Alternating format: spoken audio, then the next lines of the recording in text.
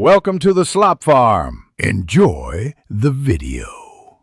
You start by gathering the essentials, a code editor and a snippets folder. This saves time.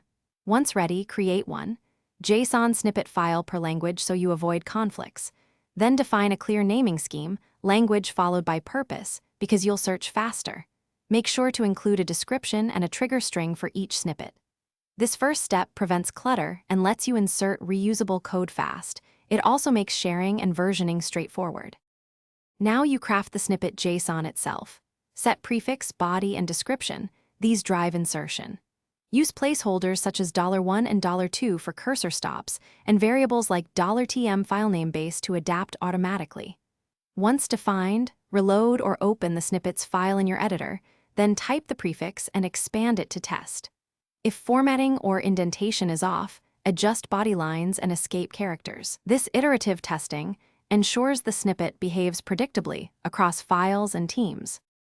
Finish by sharing and maintaining snippets so everyone benefits.